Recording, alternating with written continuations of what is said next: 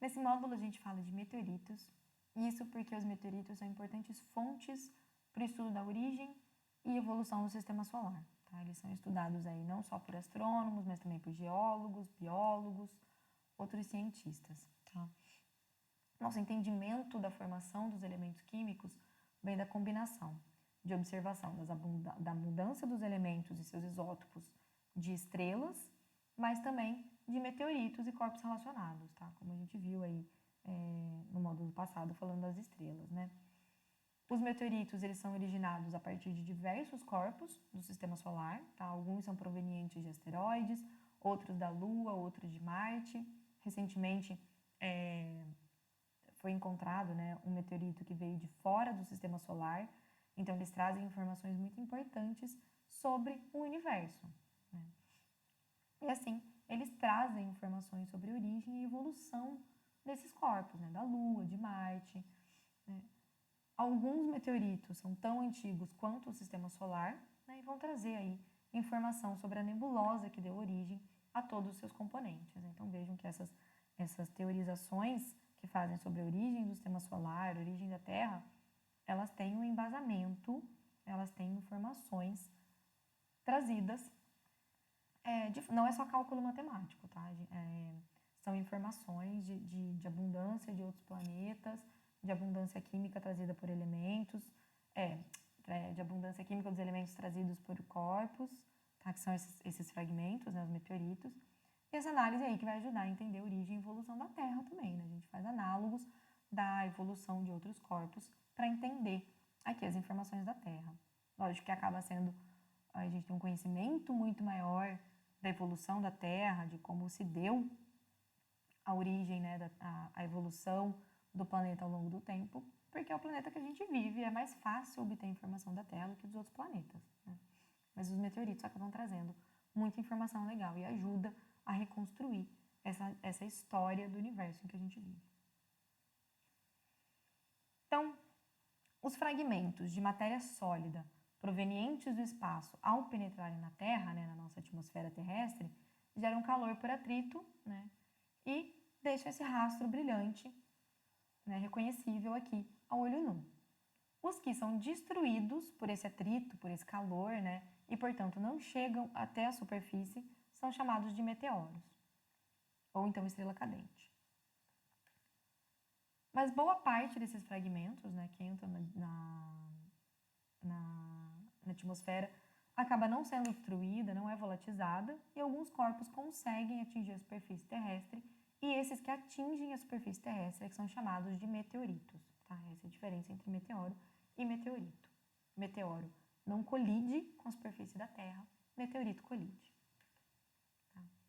O impacto de meteorito gera uma energia tão grande, tá, que vai fragmentar e por vezes vai volatilizar, né, vai fundir porções de terra, de rocha, a depender aí, né, do tamanho do corpo impactante.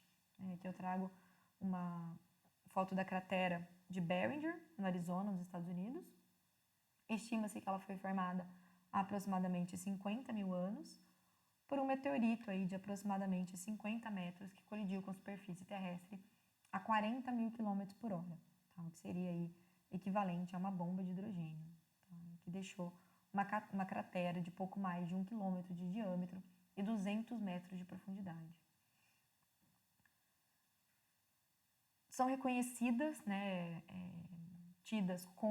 são reconhecidas como crateras de meteorito, né, crateras de impacto, cerca de 120 crateras em toda a superfície terrestre. Nem todos os meteoritos sobrevivem ao impacto, então algumas vezes o único registro do impacto é a cratera em si, né, no momento que ele colide, essa grande energia liberada pode destruir o fragmento, né, do meteorito que colidiu.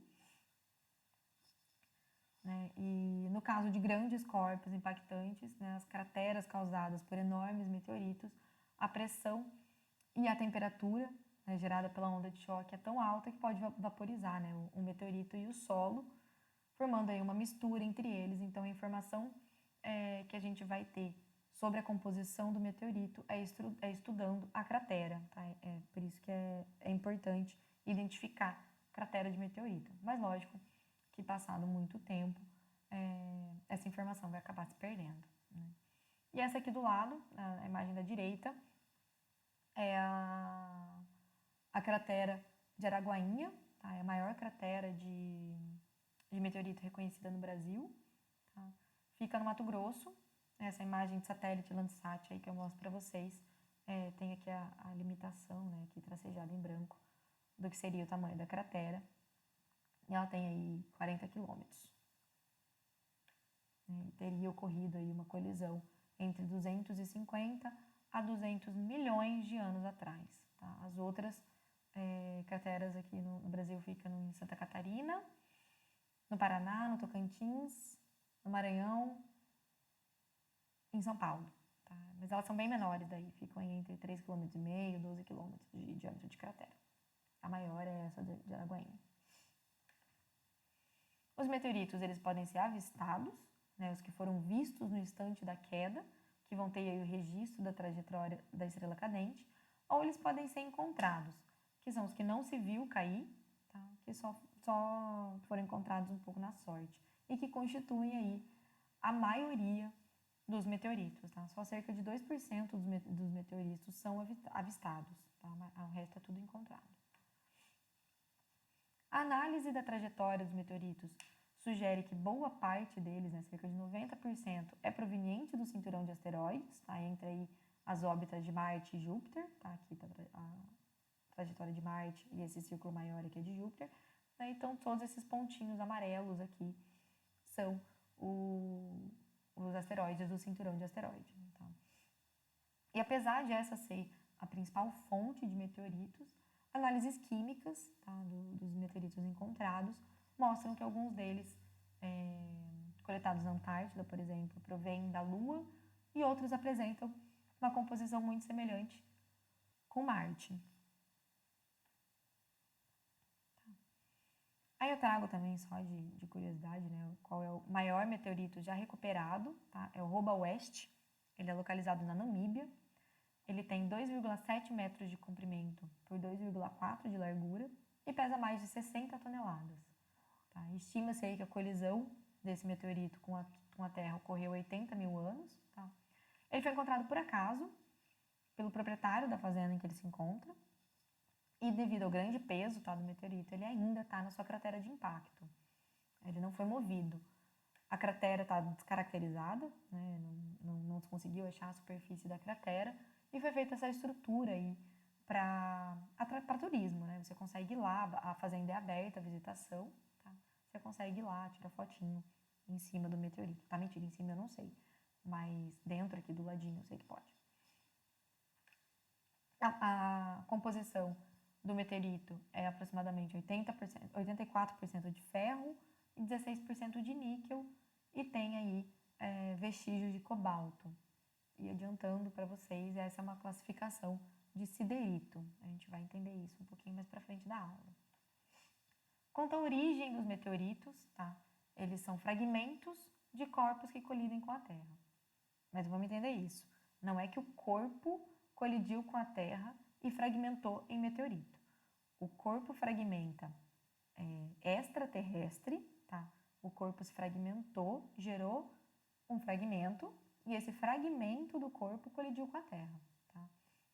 Esses corpos originais, tá, também chamados aí de corpos parentais dos meteoritos, podem ter passado por um processo de diferenciação antes da sua fragmentação. É aquele processo, né, de divisão do corpo em crosta, manto e núcleo, tá? A exemplo do que acontece com os planetas rochosos, tá? Então, ele pode ter, um meteorito, ele pode ter uma origem de um corpo diferenciado ou não. Isso vai influenciar a composição do meteorito, tá? A gente vê aqui um corpo não diferenciado, tá? Que não tem essa divisão, né? Então, os elementos estão todos dispersos aqui pelo corpo, uma composição um pouco mais homogênea, né? E um corpo diferenciado, separado em crosta, manto e núcleo, eles vão ter, né, concentração de elementos, concentração de minerais diferentes, tá? Então, a gente vê aqui, né, que na crosta concentram silício, alumínio e sódio, são elementos mais leves, né? Um manto, por exemplo, vai silício, magnésio e oxigênio, no núcleo, ferro e níquel, tá? Então, a gente vai tendo essa diferenciação do corpo celeste. Tá? E aí, se eles vão se fragmentar, né, se eles são mais homogêneos, vão resultar em fragmentos mais homogêneos, que é o que a gente está vendo aqui nessa porção superior da imagem. Tá?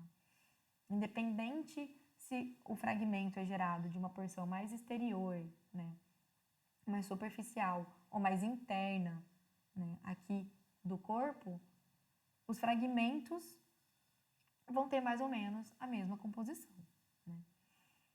Agora, se eles forem gerados por um corpo, pela fragmentação de um corpo diferenciado, né, vão gerar fragmentos heterogêneos. Né? E aí, as diferentes camadas vão dar origem a meteoritos, a fragmentos de diferentes composições. Né? Os mais interiores, mais do núcleo, vão ter uma concentração de elementos pesados, né, que vai ser diferente da composição das porções mais superficiais da crosta aqui do núcleo, né? Então, esse processo, né, de diferenciação do corpo parental vai influenciar a composição dos fragmentos gerados, né, a composição dos meteoritos. E aí, com base na composição, tá, dos meteoritos, eles são separados em ferrosos, ferrosos rochosos e rochosos. Foram estudados mais de 50 mil meteoritos, tá, encontrados aqui na Terra, né, e aí, com base nas suas estruturas internas, na composição química e na composição mineralógica, né, então, quais são os minerais que foram formados, né, nos corpos parentais, ele foi dividido em classe e subclasse. Eu vou mostrar para vocês só as classes principais, tá? Não vou adentrar muito nesse detalhe. E existem esses 3 tipos de meteoritos. Os ferrosos são meteoritos metálicos, os rochosos são meteoritos rochosos, né? A semelhança aí das rochas da Terra, principalmente as vulcânicas, tá? Eles vão compreender aí aproximadamente 93% do total dos meteoritos conhecidos. Tá? Vocês podem achar na literatura o termo pétreo para se referir a esse tipo de meteorito, tá? Rochoso ou pétreo. E aí vai ter o terceiro tipo, que são os ferrosos rochosos, que apresentam uma composição intermediária entre os dois, tá? Ou seja, eles são rochosos e metálicos. Sendo aí que tem apenas 15 espécimes encontrados. Tá? Então, basicamente, os meteoritos são classificados segundo suas concentrações de ferro e de silicato. Tá? Os ferrosos são mais fáceis de identificar, né? Porque eles vão ter uma densidade muito maior e vão ter um brilho metálico, né, na sua superfície. E os rochosos, apesar de extremamente abundantes, eles são mais difíceis de serem identificados, visualmente, principalmente, porque eles são muito parecidos com as rochas terrestres. Tá? E assim, como as rochas terrestres, eles sofrem alteração pelo intemperismo, e aí acaba ficando mais difícil, a gente acaba confundindo. Mas a análise de detalhe daí, de composição química, de arranjo desses minerais, acaba facilitando o reconhecimento como um corpo extraterrestre. Tá? Porque eles têm estruturas, têm texturas que não são encontradas aqui na Terra. Os meteoritos rochosos, eles são divididos em condritos e acondritos. Tá? A principal diferença entre eles é textural, ou seja, diz respeito a essa estrutura interna. Os condritos, eles apresentam côndrulos, tá? Daí o nome, são esses glóbulos esféricos ou elipsoidais, que vocês veem ali na imagem da esquerda, tá? E os acondritos não têm essa estrutura. Tá? A maioria dos meteoritos recuperados aqui na Terra são condritos, tá? 86,2%. Então, falando um pouquinho dos condritos, eles são meteoritos rochosos que possuem a composição solar, tá? Então, a gente percebe que eles são meteoritos formados no momento de formação do sistema solar, tá? São provenientes de corpos que não sofreram diferenciação magmática, ou seja, eles não passaram pelo processo de diferenciação em crosta, manto e núcleo, e são objetos mais antigos que a gente conhece, tá? Eles possuem aí de 4,56 a 4,6 bilhões de anos, que é a idade aproximada do sistema solar, tá? Então, eles são considerados aí como amostras de matéria dos primórdios do sistema solar. Por isso da composição solar, tá? Que é parecida com o nosso Sol. Se formaram provavelmente pela cristalização de pequenas gotas muito quentes, a uma temperatura aí de 2.000 graus Celsius, que vagavam no espaço em grande quantidade ao longo das órbitas dos planetas, em um ambiente praticamente sem gravidade. Tá? Então, sua origem provável aí é o cinturão de asteroides, tá? Eles não coalesceram para formar planeta.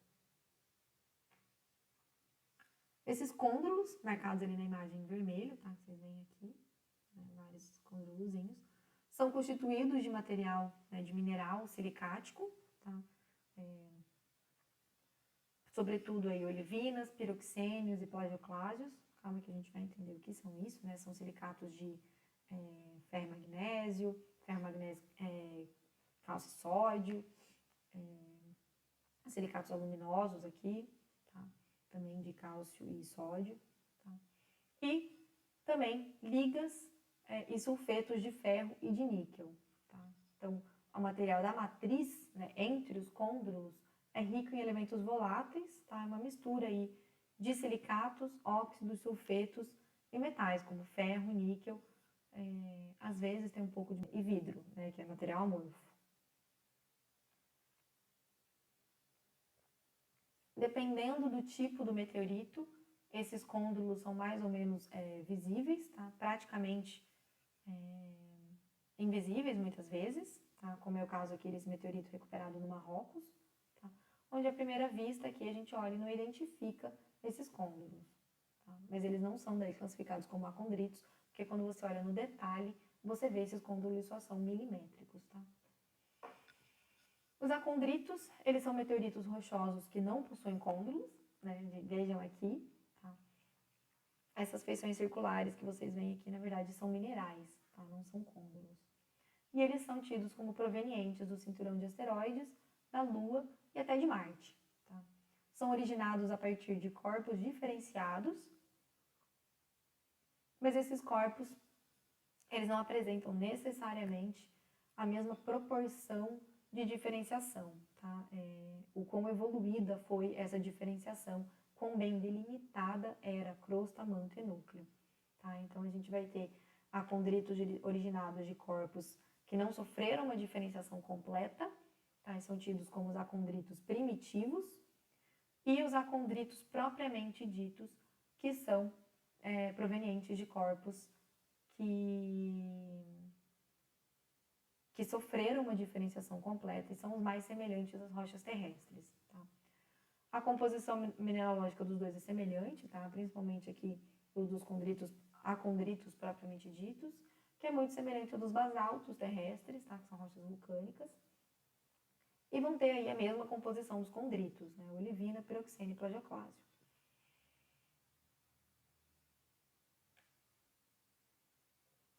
E esses aí são os que fornecem mais recursos, né, para estudo da evolução e dos processos iniciais de ocorridos na Terra, na Lua e nos demais planetas terrestres. Só que eles são raros, tá? Apenas cerca de 7% dos meteoritos rochosos encontrados são acondritos.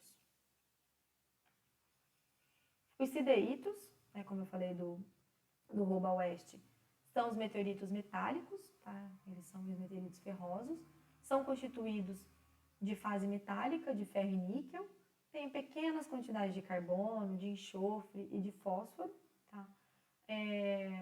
A forma mineral que esses elementos constituem vão ser sulfetos, fosfetos, carbetos e raramente silicatos, tá? Então, ele vai ter uma proporção muito pequena de silicato. A gente vê aqui, né, pela foto dele, você reconhece, né, esse brilho metálico, agora que a gente já sabe o que é isso, né?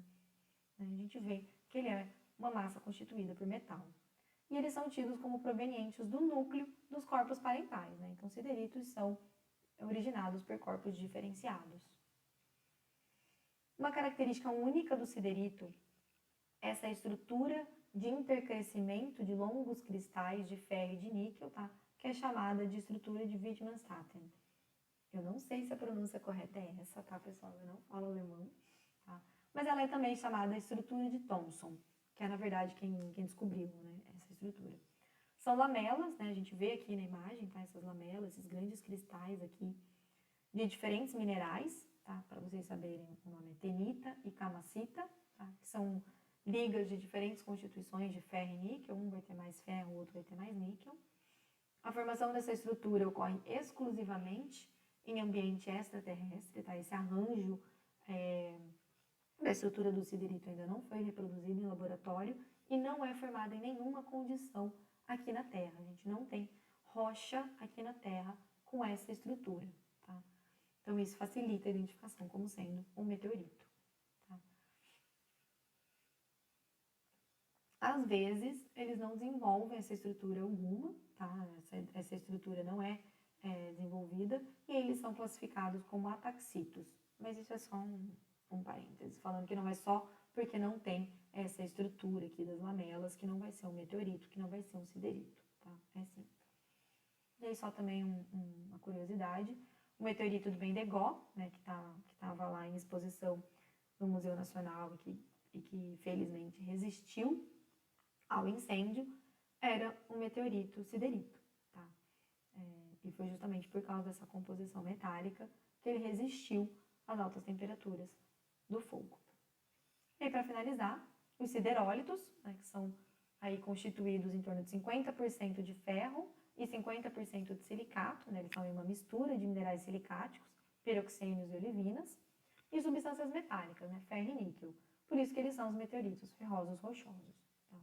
Provém do interior de corpos diferenciados, tá, tidos aí como o cinturão de asteroides, né, da interface entre o núcleo interno metálico e o manto inferior rochoso. Tá? Então, por isso que ele tem essa composição mista, né, de silicato e metal. Então, aí só um slide de resuminho, né, para vocês verem esses diferentes aspectos visuais, né, texturais dos meteoritos, né, os rochosos, os ferrosos rochosos, e aí a composição deles, né, os condritos são silicatos com ferro e níquel nos interstícios entre os côndromos, os acondritos aí sendo aproximadamente 100% de minerais silicáticos. Sideritos, aproximadamente 100% de minerais metálicos, né? Lembra que eu falei que eles podem ter ali um pouquinho de silicato, mas é muito raro.